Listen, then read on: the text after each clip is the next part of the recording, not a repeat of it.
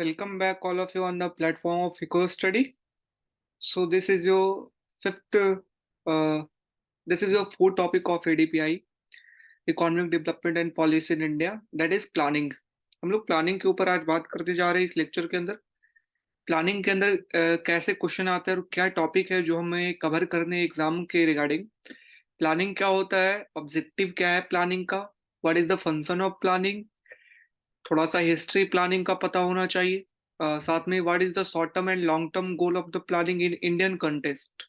ठीक है, what is the different source of financing, के क्या है different source of financing over a period of time India के अंदर क्या हुआ। इकोनॉमिक रिफॉर्म के टाइम पे कैसे प्लानिंग अपना स्ट्रक्चर को चेंज किया, क्या प्लानिंग का क्या रेलेवेंस रहा है आज के कंटेस्ट में। तो ये अब हम लोग प्लानिंग को देखने जा रहे हैं। तो सबसे पहले इसका क्वेश्चन देखते हैं कि किस तरीके के क्वेश्चन प्लानिंग से पूछे जाते हैं जो प्रीवियस ईयर के अंदर। तो प्लानिंग का क्वेश्चन देख सकते हैं, explain the long term and the short term objective of the planning. Objective से फॉरेन एंड डेफिसिट फाइनेंसिंग की 5 ईयर प्लान में कैसे फॉरेन एड और डेफिसिट फाइनेंसिंग जो है उसका इंपॉर्टेंस रेलेवेंस था।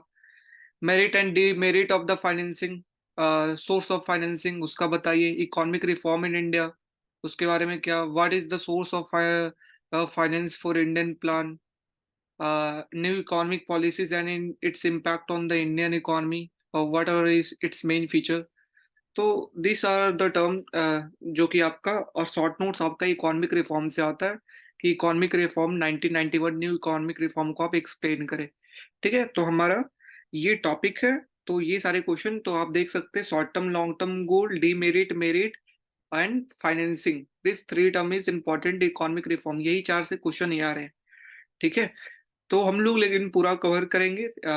ऐसा नहीं कि सिर्फ ये क्वेश्चन है तो मेरिट डीमेरिट देख लिए, foreign aid deficit financing, no this type नहीं कि हमें ये नहीं बनना है कि प्रीवियस ईयर क्वेश्चन को सॉल्व करना है, नो। हमें पूरा ओवरऑल लेक्चर्स देखनी है, ओवरऑल टॉपिक देखनी है, उसको कवर करते हुए चलना है। Okay, so let's begin our planning.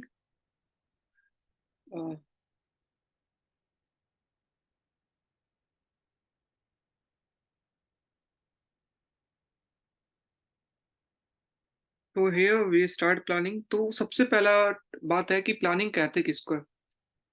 What is planning? Planning का मतलब अगर सिंपल कंटेक्स्ट में देखें तो आप भी हैं तो अपने लिए क्या करते हैं, प्लान करते हैं कि हमें आज इतना पढ़ना है, या हमारा 1 वीक का ये प्लान है, 2 वीक का ये प्लान है, मंथली ये, ईयरली ये। कोई फैमिली प्लान करता है कि कब हमें चिल्ड्रन करने हैं, कब हमें घर खरीदने हैं, कब हमें गाड़ी खरीदनी है।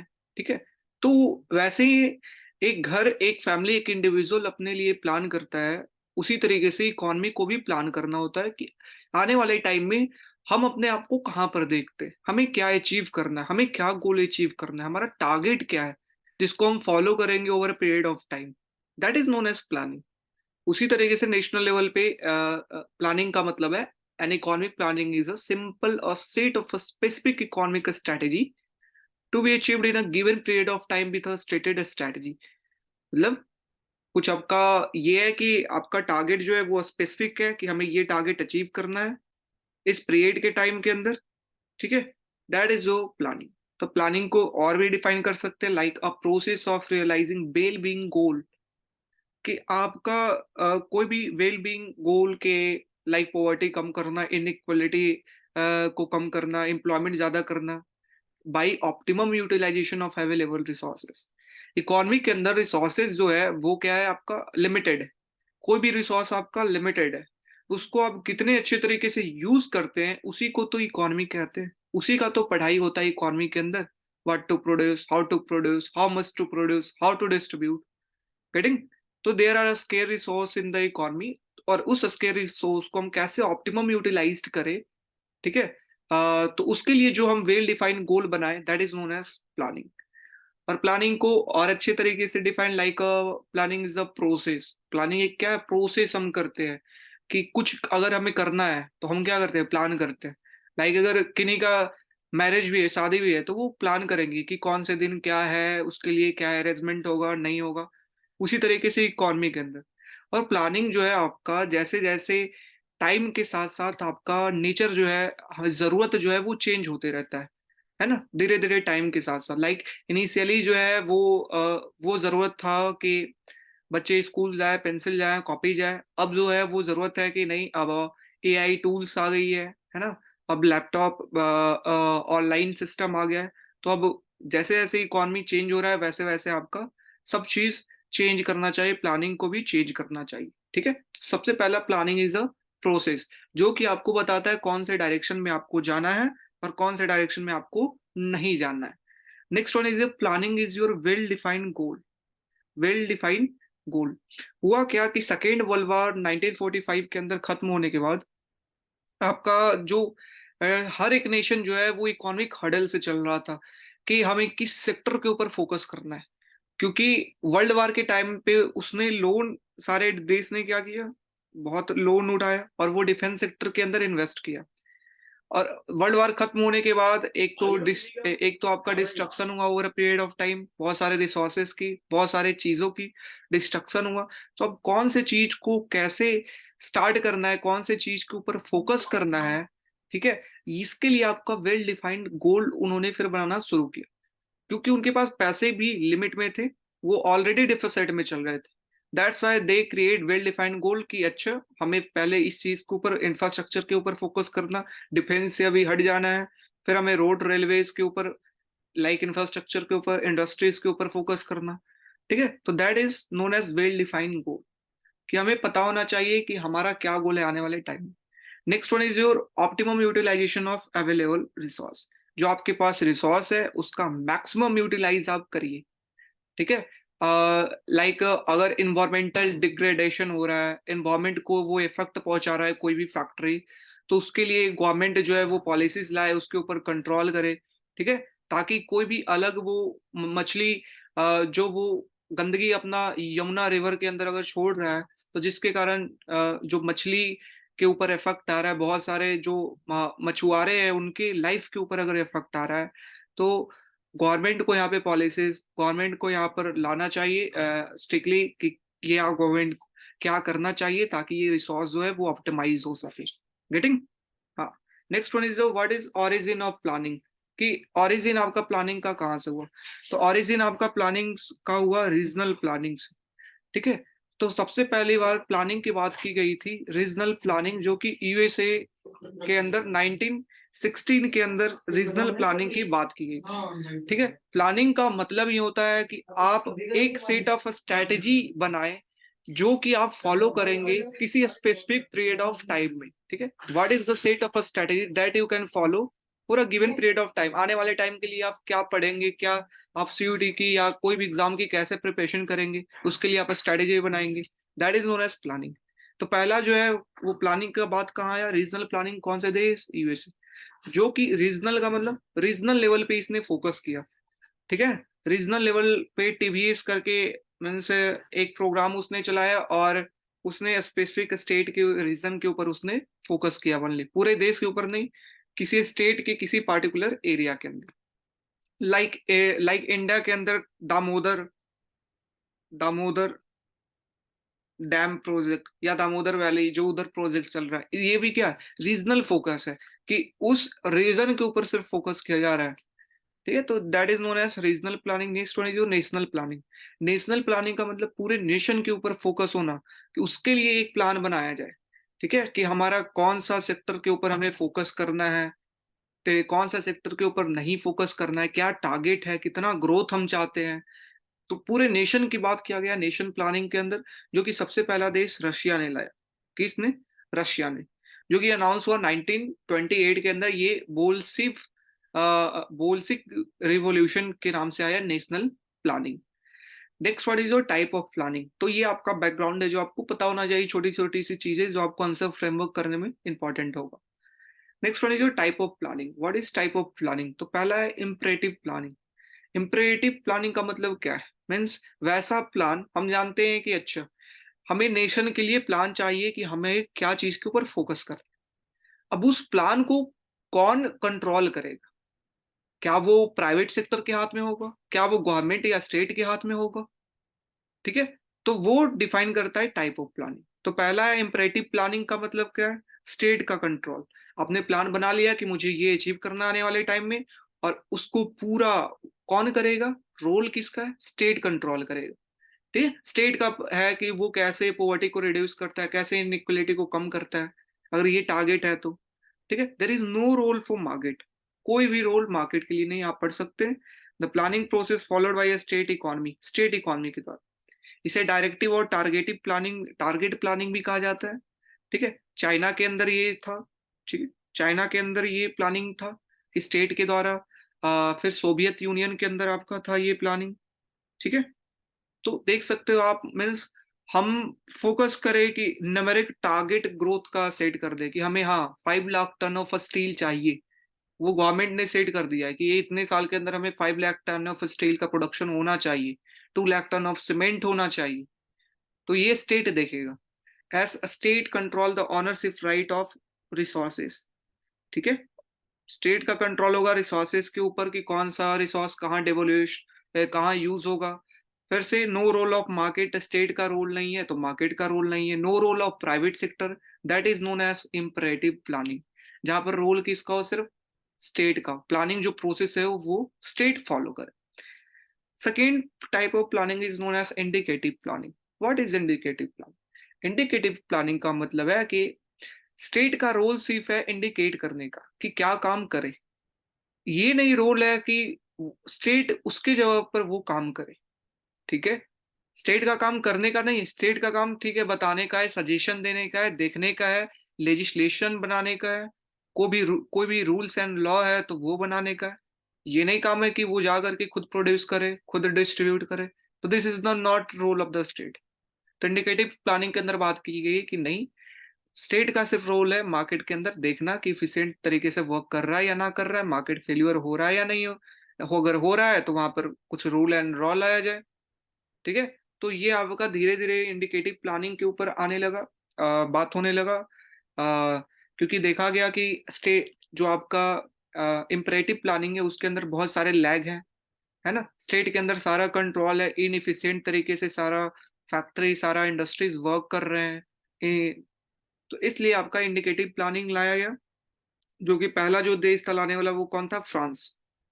फ्रांस 1947 के अंदर आपका इंडिकेटिव प्लानिंग के बारे में बात। इंडिकेटिव प्लानिंग का मतलब मिक्स्ड इकोनॉमी, जहां पर रोल स्टेट का होगा और साथ साथ सेंटर का होगा, दोनों का रोल होगा। ठीक है, स्टेट का भी होगा और सेंटर का होगा, that is known as what? Indicative planning. अब यहाँ पर क्या है कि आपको, वहां यहाँ पर क्या है कि गवर्नमेंट पैसा तय करेगी कि कितना होगा। ठीक है, तो price is not in the control of market. ये मार्केट डिटरमाइंड प्राइस नहीं है in in in what? Imperative planning. But here क्या कि ये मिक्स्ड इकोनॉमी का मतलब पैसा कौन तय करेगा? मार्केट। हाँ, अगर गरीब को नहीं मिल रहा है उस आउटपुट, वो उतना नहीं है उसके पास पैसा, तो ये गवर्नमेंट का काम है कि हाँ, गरीब को कैसे मिनिमम पैसा प्रोवाइड किया जाए, कैसे उसको डिस्ट्रीब्यूट किया जाए। गेटिंग? तो दिस इज यू। तो मार्केट प्राइस कौन तय करेगा? मार्केट तय करेगा। फिर जो गवर्नमेंट है वो साइड बाई साइड वो टारगेट सेट करे कि हाँ हाँ, हमें 6% ग्रोथ या 7% ग्रोथ जो है वो हमें अचीव करना है 1 साल के अंदर। 5 साल के अंदर हमें on an average 5% growth achieve करना है। तो ये गवर्नमेंट टारगेट सेट करे, लेकिन ये बताए कि हाँ हमें इतना चाहिए, वो जाकर के एक्चुअल करे नहीं, वो मार्केट को सिर्फ देखे, सही करे, कुछ गलत है उसको सही करे। That's the. तो ये आपका डिस्करेज, जो भी अगर प्राइवेट सेक्टर है उसको इनकरेज करे, ठीक है, इकोनॉमिक डिसीजन मेकिंग में। तो दिस आर द, आप देख सकते हो 1947 के अंदर फ्रांस जो है वो फर्स्ट 6 ईयर प्लान लाया, जिसका नाम किस नाम से जाना जाता था? That is Monnet plan. Monnet plan के नाम से जाना था। ठीक है, मोनेट प्लान। तो ये हम लोगों ने टाइप ऑफ प्लानिंग देख लिया, हम लोगों ने ओरिजिन ऑफ प्लानिंग देख लिया। अब हम चलेंगे objective of planning. What is the objective of planning? देखिए, क्योंकि क्वेश्चन प्रीवियस ईयर के अंदर क्या पूछा गया है? What is the short term and long term objective? Short term and long term. तो that's why this objective is important one. Okay, तो ऑब्जेक्टिव आपका क्या प्लानिंग का होगा? सबसे पहला इकोनॉमिक ग्रोथ। ठीक है, इकोनॉमिक ग्रोथ कि आपका इकोनॉमी कितना ग्रोथ कर रहा है, लाइक आपका क्या over a period of time कितना आपका इकोनॉमी के अंदर ग्रोथ होना चाहिए। ठीक है, जो कि आपका बिना कोई डाउट का वो अचीव होना चाहिए, that the target set by the planning commission is first one economic growth is objective, second one is poverty elevation, कि हम कैसे पोवर्टी को कम करें। ठीक है, तो ये इंडिया जब आजाद हुआ था, भारत आजाद हुआ था, तो सब वहां पर उस टाइम पे सबसे बड़ा जो इशू यही था कि कैसे गरीबी और कैसे इनइक्वलिटी, ये दोनों को कैसे भारत से समाप्त करें। ठीक है, तो इसके लिए प्लान भी लाया गया, धीरे धीरे पैसा भी अलॉट किया गया। खास करके एक प्लान जो है जो सबसे सक्सेसफुल रहा है, that is national rural employment guarantee programme. ठीक है, NREGP, नरेगा भी इसे कहते हैं। तो ये प्लान जो है वो 2006 में यूपीए सरकार के द्वारा लाया गया, जिसके अंदर कहा गया कि 100 डेज मिनिमम वर्क आपको प्रोवाइड की जाएगी एक साल में। जो भी लेबर फोर्स है उनको मिनिमम 100 डेज लेबर प्रोवाइड करना सरकार की जिम्मेवारी है। ठीक है, तो सेकेंड फोकस क्या है, ऑब्जेक्टिव है कि poverty alleviation. Third one is your employment generation, कि employment generation is your focus. Objective plan का ये होता है कि डायरेक्शन ये होता है कि हम क्या करेंगे, फोकस करेंगे इंफ्रास्ट्रक्चर के ऊपर और इंडस्ट्रीज के ऊपर। वो अपने आप वो एम्प्लॉयमेंट जनरेट करेगा, लोगों के पास पैसा जाएगा, वो डिमांड करेगा। ठीक है, so this is your focus on employment generation, that is provide employment to the poor has been the best tool of economic to elevation of poverty. Poverty हटाना है तो रोजगार दीजिए। Employment generation in India has been therefore partial of objective, means poverty elevation के लिए आपका programme ही है self employment. Next one is inequality को कंट्रोल करें। ठीक है, इनइक्वलिटी को कम कंट्रोल करे। ये फंडामेंटल राइट के अंदर भी ये लिखा गया है कि सभी को एक समान मानना है, इक्वलिटी होना चाहिए। बट इसको लेकर के गवर्नमेंट क्या प्लान लाती है, किस तरीके से वर्क करती है, वो उनके ऑब्जेक्टिव के अंदर होता है। ठीक है, नेक्स्ट वन इज जो सेल्फ रिलायंस। सेल्फ रिलायंस का मतलब आत्मनिर्भर। तो 1930, sorry there is some glitch. So objective हम देख रहे थे इकोनॉमिक इनइक्वलिटी। तो हमें क्या करना है, जो इनइक्वलिटी है देश के अंदर उसे हम कम करना है। ठीक है, इकोनॉमिक प्लानिंग जो है वो प्लान क्या करना है, आपका प्लान करना है कि over a period of time हम 10 साल के अंदर क्या करेंगे, इनइक्वलिटी को, जो भेदभाव है उसे हम क्या करेंगे, कम करेंगे। जो गरीब है उन्हें पैसे देंगे, जो अमीर रिच है उसके ऊपर टैक्स चार्ज करेंगे, और इस तरीके से आपका पैसे का डेवोल्यूशन गरीब टू अमीर करेंगे। गेटिंग, साथ ही साथ इनइक्वलिटी कम करने के लिए रिजर्वेशन प्रोवाइड किया गया। लाइक इंटर कास्ट मैरिज के लिए लॉ लाया गया कि हाँ ठीक है आप कर सकते हैं गवर्नमेंट जॉब में आपका रिजर्वेशन, ताकि आपका इनइक्वलिटी कम, जो डोमिनेंस है आपका अपर क्लास का, वो कम हो। सेल्फ रिलायंस की बात अगर करें तो 1930-40 के टाइम पे क्या था कि इंडिया जो था वो फूड बाहर से मंगाता था, है ना। वो फूड बाहर वाले देश से इंडिया क्या क्या करता था, इंपोर्ट करता था। ठीक है, बाहर से इंडिया जो है वो मंगाता था, और जिसके कारण आप उस टाइम पे सेल्फ रिलायंस नहीं था हमारा, जो है वो बाहर वाले देश के ऊपर फोकस था, बाहर वाले कंट्रीज के ऊपर फोकस था। ओके, तो 1930-40 के टाइम पे आपका ये था कि सेल्फ, ओके, सो जवाहरलाल नेहरू के द्वारा यही कहा गया कि सेल्फ रिलायंस के ऊपर फोकस करने का ये मतलब नहीं है कि हम इंटरनेशनल ट्रेड को बिल्कुल क्या कर दिए, खत्म कर दिए। ओके, तो सेल्फ रिलायंस का ये मतलब है कि हम इंटरनेशनल ट्रेड करेंगे, लेकिन साथ साथ हम अपनी इकोनॉमी, जो हमारा कंट्री है उसका डोमेस्टिक बेस जो है, इंडस्ट्रियल बेस जो है, कैपिटल बेस जो है, उसे हम बढ़ाते रहेंगे। ठीक है, ताकि हम किसी भी दूसरे कंट्री के ऊपर फ्यूचर में जाकर के हम फोकस नहीं हो। Next one is your modernisation. की मॉडर्नाइजेशन की जैसे जैसे आपका टाइम चेंज होता है वैसे वैसे आपको मशीन चेंज होता करना पड़ता है, आपके लोगों की स्किल चेंज करना पड़ता है, रिसर्च एंड डेवलपमेंट के अंदर इन्वेस्टमेंट करना पड़ता है, ताकि एक पीरियड में आप ग्रोथ अचीव कर रहे हो, दूसरे पीरियड में आप ग्रोथ ग्रोथ अचीव नहीं कर रहे हो।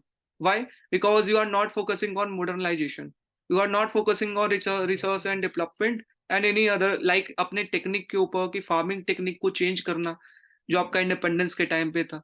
तो इसके ऊपर भी फोकस होना चाहिए, किसका, प्लान का। तो this are the objective of the economic plan. First one economic growth. Growth is the foremost, सबसे मेन ऑब्जेक्टिव है कि आपके प्रोडक्शन इकोनॉमी के अंदर होगा.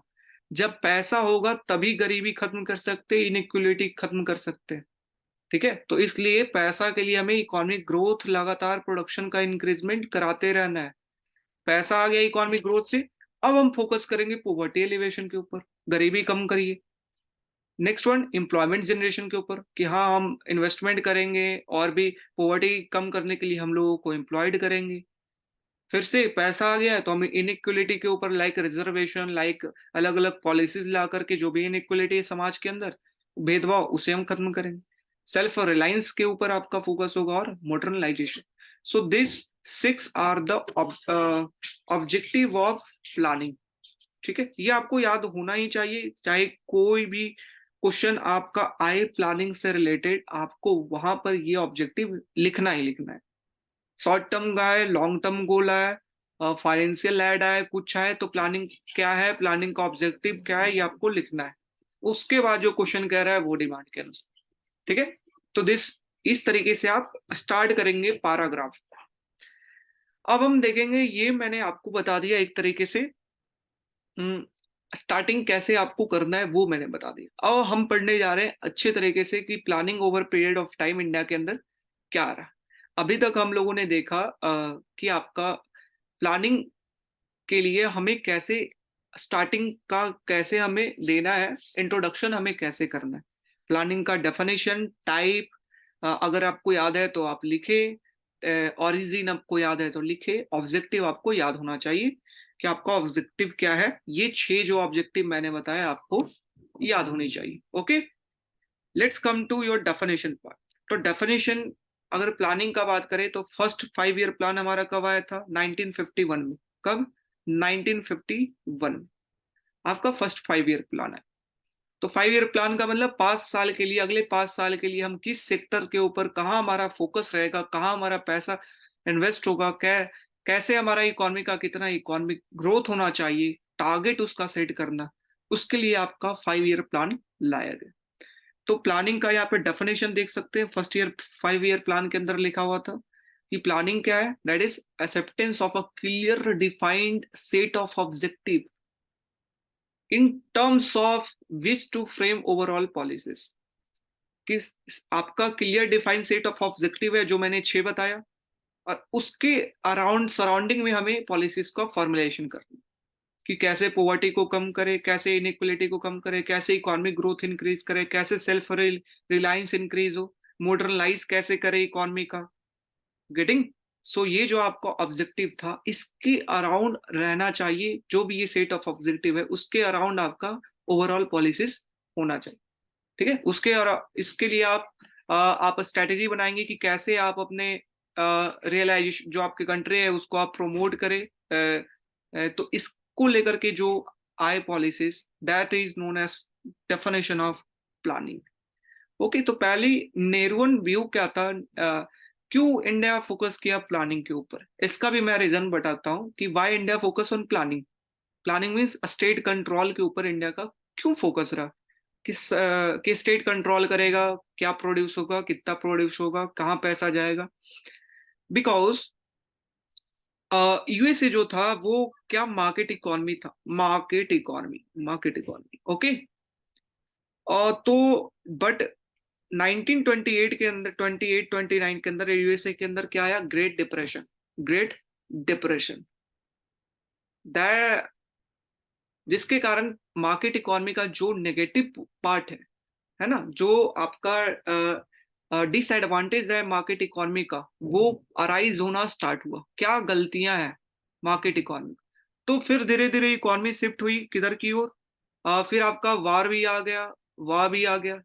तो ये वार अगर हो रहा है उस पीरियड में, कोई भी इकोनॉमी चाहेगा, या मार्केट उतना अच्छा तरीके से वर्क नहीं कर रहा है, उसका हिस्ट्री सही नहीं है, तो कोई भी इनिशियली जो इंडिपेंडेंस इकोनॉमी हुआ है वो चाहेगा कि हम मार्केट किसी के हाथ में नहीं दे, स्टेट के हाथ में ही रहे, सरकार के हाथ में ही रहे. ओके, दैट इज जो सोशलिज्म व्यू, ये सोशलिज्म व्यू है.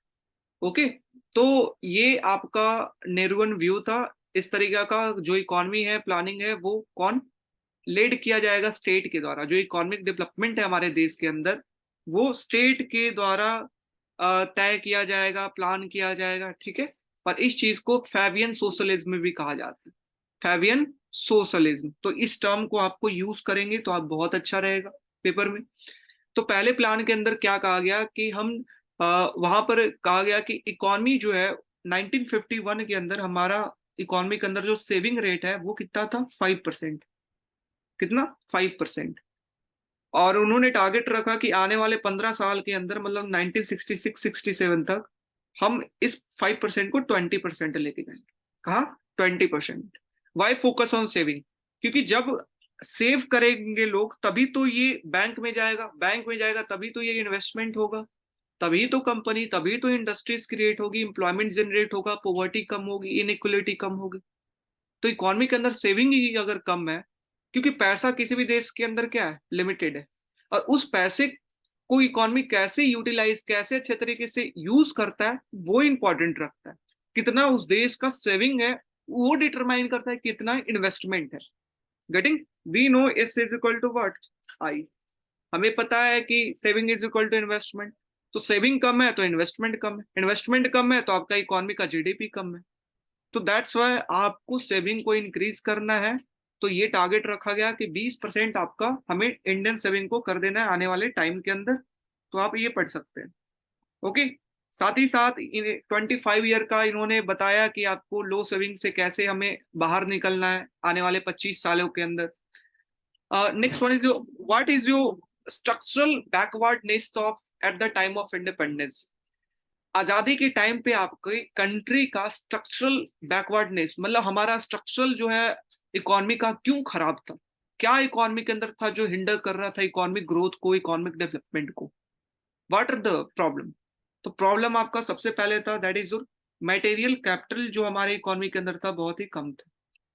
ठीक है, कैपिटल मीन्स मशीन, मशीन कह लीजिए, और भी और भी different like technique, research and development. तो ये सारा हमारे देश के अंदर क्या था, बिल्कुल कम था। Second one is your saving, कि सेविंग का रेट उस टाइम हमारे देश के अंदर क्या था, सिर्फ 5%। तो लो कैपेसिटी टू सेव। फिर acute deficiency of material capital. Next one is जो स्ट्रक्चरल लिमिटेशन। स्ट्रक्चरल लिमिटेशन का मतलब कि जो 5% आपका सेविंग भी था हमारे इकोनॉमी के अंदर, वो इन्वेस्टमेंट के रूप में कंपनी के पास पहुंचे, इसके बीच में भी कुछ स्ट्रक्चरल चेंजेस थी, इसके बीच में भी कुछ खामियां थी, कि ये पैसे भी नहीं पहुंच रहे थे। क्यों? क्योंकि इसके ऊपर कंट्रोल किसका था, गवर्नमेंट का।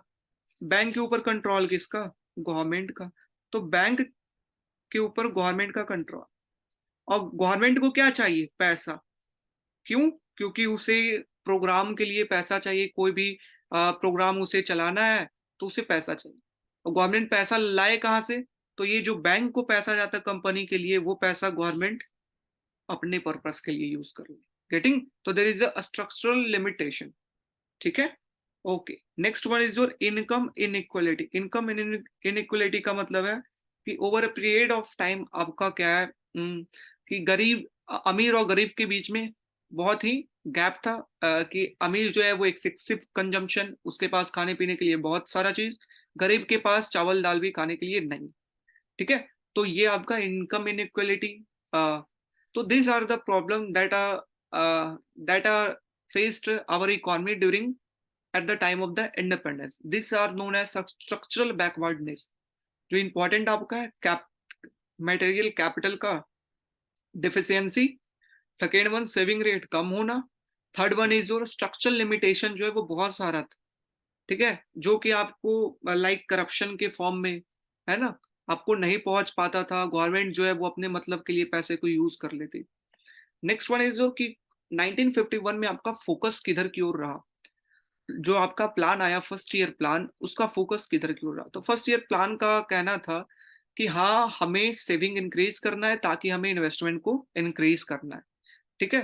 तो और साथ ही साथ इसका फोकस था कि हमें इन्वेस्टमेंट को बढ़ाना है, हमें फैक्ट्री, हमें इंडस्ट्रीज को बढ़ाना है, हमें सेविंग को बढ़ाना है। तो ये जितना भी फोकस आप टर्म पढ़ रहे हैं ये क्या है, supply side. Supply side, supply side का मतलब इंडस्ट्री के नजरिए से। तो जो फोकस था वो सप्लाई साइड था कि हमें इंडस्ट्री बनाना है, हमें इन्वेस्टमेंट करना है, हमें सेविंग के ऊपर फोकस करना है।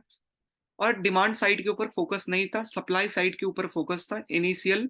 इनका ये कहना था कि अगर हम इंडस्ट्री बनाएंगे, इन्वेस्टमेंट करेंगे, इंडस्ट्री क्रिएट होगा, वो एम्प्लॉयमेंट जनरेट करेगा, तो लोगों के पास अपने आप पैसा आएगा, वो अपने आप गरीब से अमीर होंगे धीरे धीरे, अपने आप वो पॉवर्टी कम होगी, इनइक्वलिटी कम होगी।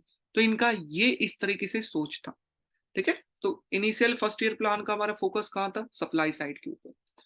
और लेकिन सप्लाई और डिमांड साइड को बैलेंस कैसे करें, क्योंकि सप्लाई साइड पे फोकस था लेकिन डिमांड कहाँ से क्रिएट हो। तो उनका कहना क्या था कि डिमांड साइड के लिए सरकार को फोकस करना चाहिए पब्लिक इन्वेस्टमेंट के लिए। ठीक है, इंफ्रास्ट्रक्चर के लिए फोकस करना चाहिए। Next one is your agriculture के ऊपर फोकस करना चाहिए, क्योंकि ज्यादातर 70% of our 73% of our population at the time of independence live in what, rural area, गांवों के अंदर। दैट्स वाई एग्रीकल्चर के ऊपर फोकस करिए, तो इन्वेस्टमेंट करिए, उनका नए इक्विपमेंट बताइए, नया टेक्नोलॉजी लाइए, और उनका इनकम को इंक्रीज कर। Third one is your industry के ऊपर फोकस करिए। इंडस्ट्री में इंप्लॉयमेंट जनरेट होगा, पैसे आएंगे, फिर वो डिमांड क्रिएट होगा। ठीक है, इंफ्रास्ट्रक्चर मीन्स रोड के ऊपर, रेलवे के ऊपर आप फोकस करिए तो अदर इंप्लॉयमेंट जनरेट होगा जिससे वो डिमांड करेंगे। ठीक है, तो फोकस आपका कहाँ था, सप्लाई के ऊपर। डिमांड ये क्या है कि अपने आप वो मार्केट जो है अपने आप एम्प्लॉयमेंट जनरेट होने के कारण हो जाए। अब बात आता है कि हमारा eight the time of independence हमारा मार्केट ओपन था या क्लोज था। तो ओपन या क्लोज, तो इंडिपेंडेंस के टाइम पे देख, क्योंकि उस टाइम पे इकोनॉमी हमारा इंपोर्ट क्या करता था ज्यादा देन एक्सपोर्ट।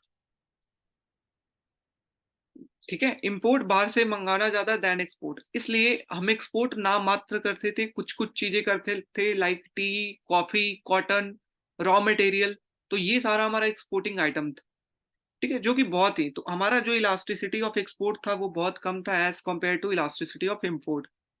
दैट्स वाई बाहर से हम बाहर कुछ भेज नहीं रहे अच्छी चीज, लाइक हम आउटपुट प्रोड्यूस नहीं कर सकते थे, हमारा बाहर से आ रहा है ज्यादा चीज। तो हम अपनी इकोनॉमी को क्लोज्ड रखें। ठीक है, हम अपनी इकोनॉमी को क्या रखें, क्लोज्ड रखें। कि फर्स्ट प्लान के अंदर कहा गया कि हाँ, इकोनॉमी हमारा क्लोज्ड रहेगा, ज्यादा हमारा सिग्निफिकेंस एक्सपोर्ट का हमारे इकोनॉमी के अंदर नहीं है। शॉर्ट रन के अंदर हम नहीं देख रहे हैं ऐसा कुछ चेंज आएगा एक्सपोर्ट के अंदर हमारे देश के अंदर, इसलिए हम क्लोज रखेंगे। Getting, but over a period of time focus कहाँ किया गया, फर्स्ट प्लान के अंदर development of highway capital base over a period of time किया, कैपिटल बेस के ऊपर फोकस किया, जो कि जिससे एक्सपोर्ट बास्केट लॉन्ग टर्म के अंदर आपका इंक्रीज होगा, एम्प्लॉयमेंट जनरेट होगा, डिमांड लोग करेंगे, और जिससे क्या होगा, आपका इकोनॉमी के अंदर आउटपुट जनरेट होगा, गरीबी खत्म होगी। ओके, फिर उसके बाद और गवर्नमेंट का क्या काम था, गवर्नमेंट का काम था eight the time of independence कि लोगों को इंड्यूस करे कि वो सेव ज्यादा करें, इसको लेकर के वो पॉलिसीज लाए। ठीक है, कि सेविंग को कैसे इंक्रीज करे, तभी तो सेविंग, क्योंकि पैसा सरकार के पास है नहीं, लिमिटेड है, लोन पे उठाएगी। लोगों के पास जो पैसा है, जो सेव कर रखे हैं, जो ज्यादा कंज्यूम करते हैं, उनको इंसेंटिव देंगे कि नहीं आप सेव करें, आपको रिटर्न मिलेगा। ठीक है, फिर लोग सेव करेंगे तो इन्वेस्टमेंट इंक्रीज होगा, पब्लिक एक्सपेंडिचर इंक्रीज होगा, जिससे इंप्लॉयमेंट जनरेट हो। ओके, तो what is the role of a state, DPSP के अंदर भी आपका रोल स्टेट का दिया गया कि what is the role of a state. ठीक है, स्टेट का रोल क्या है इकोनॉमी के अंदर, तो ये लिखा गया। ठीक, तो this is your first part of your lecture on planning.